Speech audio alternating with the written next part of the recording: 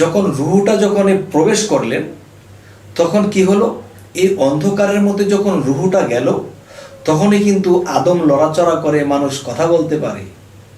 তো এখন যে বিষয়টি হলো যে গুর রুহ মানে অন্ধকার, এই গোর শব্দের অর্থ অন্ধকারের ভিতরে যখন রুহু প্রবেশ করেছে তখন অন্ধকারের মধ্যে গিয়ে এই রুহু প্রবেশ করার পরে আলোকিত হয়েছে। তখন আদমের মুখ দিয়ে আর রুহের সাথে মিক্সার হয়ে আল্লাহ আদমের মুখ দিয়ে কথা বলেছিল। যেদিন বলা হয়েছিল যে তোমরা যে আমার আদমকে বানাইতে না করেছিলা, তো আদম যা জানে তোমরা কি তা জানো? তোমরা আদমকে, হে ফেরেশতা সকল, তোমরা আমার আদমকে যত কঠিন তত্ত্ব হোক, সৃষ্টি তত্ত্ব হোক, আত্মতত্ত্ব হোক, জিজ্ঞাসা করো। তখন সে আদম সমস্ত কিছু বলে দিতে সক্ষম, যা ফেরেশতারাও জানে না। তাহলে বোঝা গেল যে আদমের কালবের ভিতরে শাইলাহির বারামখানা।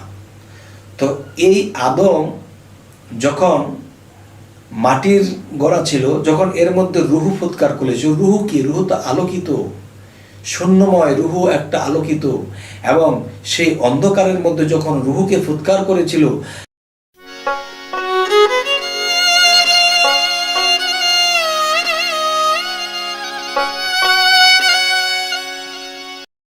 হে জগতবাসী, আশা করছি সকলেই ভালো আছেন। তো আজকে একটি আলোচনা নিয়ে হাজির হইলাম। সেই আলোচনাটি হলো, একজন ব্যক্তি আমাকে কমেন্টে জানালেন যে আপনি মুসলমান এবং হিন্দুরা ব্যবহার করে গুরু, কিন্তু আপনি তো মুসলমান, আপনি গুরু বলবেন কেন? আপনি পীর বলতে পারেন, মুর্শিদ বলতে পারেন। হে বাবা, যে গুরু শব্দের অর্থ কি, মুর্শিদ শব্দের অর্থ কি এবং পীর শব্দের অর্থ কি, এটা যদি আমরা ব্যাখ্যা বিশ্লেষণ করতে যাই তাহলে মূলত সে এক জায়গাতেই দাঁড়ায়।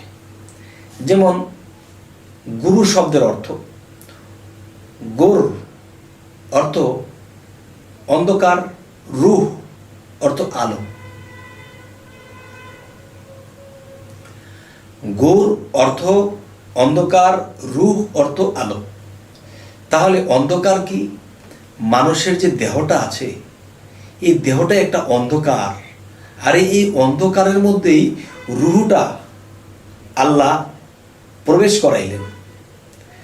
যখন রুহুটা যখন প্রবেশ করলেন তখন কি হলো, এই অন্ধকারের মধ্যে যখন রুহুটা গেল তখনই কিন্তু আদম লড়াচড়া করে, মানুষ কথা বলতে পারে। তো এখন যে বিষয়টি হলো যে গুর রুহ মানে অন্ধকার, এই গোর শব্দের অর্থ অন্ধকারের ভিতরে যখন রুহু প্রবেশ করেছে তখন অন্ধকারের মধ্যে গিয়ে এই রুহু প্রবেশ করার পরে আলোকিত হয়েছে। তখন আদমের মুখ দিয়ে আর রুহের সাথে মিক্সার হয়ে আল্লাহ আদমের মুখ দিয়ে কথা বলেছিল। যেদিন বলা হয়েছিল যে তোমরা যে আমার আদমকে বানাইতে না করেছিলা, তো আদম যা জানে তোমরা কি তা জানো? তোমরা আদমকে, হে ফেরেশতা সকল, তোমরা আমার আদমকে যত কঠিন তত্ত্ব হোক, সৃষ্টি তত্ত্ব হোক, আত্মতত্ত্ব হোক, জিজ্ঞাসা করো। তখন সে আদম সমস্ত কিছু বলে দিতে সক্ষম, যা ফেরেশতারাও জানে না। তাহলে বোঝা গেল যে আদমের কালবের ভিতরে শাইলাহির বারামখানা। তো এই আদম যখন মাটির গড়া ছিল, যখন এর মধ্যে রুহু ফুৎকার করেছে, রুহু কি? রুহু তো আলোকিত, শূন্যময় রুহু একটা আলোকিত, এবং সেই অন্ধকারের মধ্যে যখন রুহুকে ফুৎকার করেছিল তবে রুহের সাথে কে ছিল? আল্লাহ ছিল। তখন সেই রুহের সাথে মিশ্রিত হয়ে আদমের মুখ দিয়ে আল্লাহ সমস্ত প্রশ্নের উত্তর দিলেন। আচ্ছা, তাহলে পীর শব্দের অর্থ কি? গুরু শব্দের অর্থ কি? মুর্শিদ শব্দের অর্থ কি? যে গোর অর্থ অন্ধকার, রুহ অর্থ আলো। এই অন্ধকারের মধ্যে যখন আলোটা গেল তখনই সে অন্ধকারের মধ্যে আলো জ্বলে উঠল। সেটা কিসের আলো? জ্ঞানের আলো। আচ্ছা, তাহলে এখন যে কথাটি আমি বলবো, গোর রুহ তার মানে আলো অন্ধকার, এই রুহ আলো অন্ধকার নিয়েই এই দেহবটির মধ্যে তিনি আছেন। এই হলো গুরুর ফয়সালা। যিনি আমাকে বলেছিলেন যে আপনি গুরু বলবেন কেন, গুরু তো হিন্দুরা বলে। তাহলে আমরা পানি বলি, তারা জল বলে, তাহলে পানি তো বাংলা ভাষা না, বাংলা ভাষা হলো জল, আর জলের ভাষাটা হিন্দুরা নিয়ে গেল আর আমরা পানি বলতেছি। তাহলে বোঝা গেল তারা আমাদের ভাষাটা নিয়ে গেল, তো সেটা বড় কথা নয়, কিন্তু তারা জল বলে আমরা পানি বলি, বস্তু তো একটাই। তাহলে গুর রুহ আলো অন্ধকার নিয়ে আপনি আমি বেঁচে আছি, এটা কি অস্বীকার করা যাবে? তাহলে গুরু এটা মুসলমানেরও, পানি যেরকম মুসলমানের, আর পানির আরেকটি নাম জল, এটাও একই বস্তু। ঠিক তেমনি করে যে গুরু, গুর রুহ আলো অন্ধকার নিশ্চিত হয়ে আমি আপনি এই পৃথিবীতে বেঁচে আছি। যাই হোক, এবার আসি পীর। পীর শব্দের অর্থ কি? পীর শব্দের অর্থ আসছে জ্ঞানের বৃদ্ধা।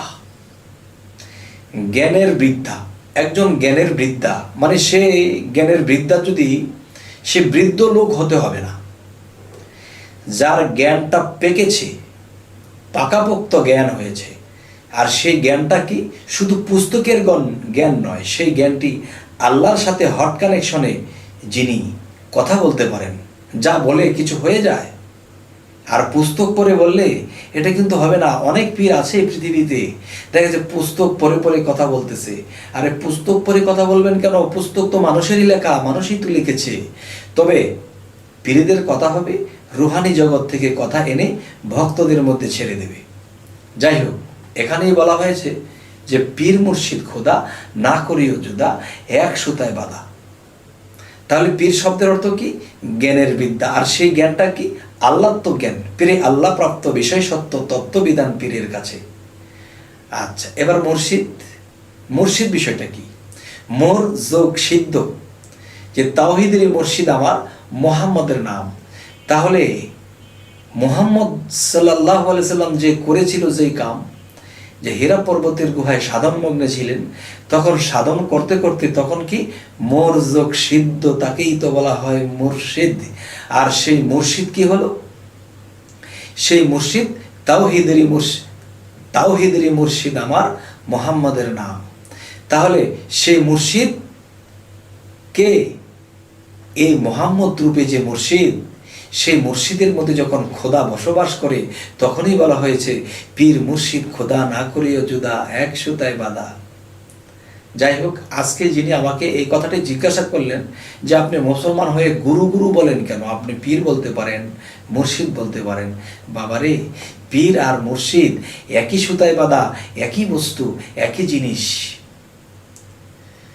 যাই হোক, আজ এই কথাগুলো আমার বলার প্রয়োজন মনে করলাম যে এই পৃথিবীতে অনেক মানুষ গুরু মুর্শিদ ধরেছে, ধরার পরেও তাদের ভিতরে এই দ্বন্দ্ব থেকে গেছে।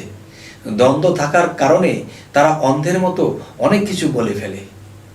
যাই হোক, আমার কথায় রাগ করবেন না, আমি অতটা কটু কথায় বলি না, কিন্তু একটু আনন্দর সাথে বলছি কথা, আমার রাগ গোসা করবেন না, আমার ভক্তি সালাম নেবেন। আর আপনাদের কাছে আরেকটি কথা হলো, যদি আমাদের এই চ্যানেলের কথা আপনাদের ভালো লাগে, তাহলে আমাদের এই চ্যানেলটি সাবস্ক্রাইব করুন, বাকি ভিডিওগুলো আপনাদের কাছে পৌঁছে যাবে। তো আজ এই বলেই রাখছি, সকলেই ভালো থাকবেন। আল্লাহ হাফিজ।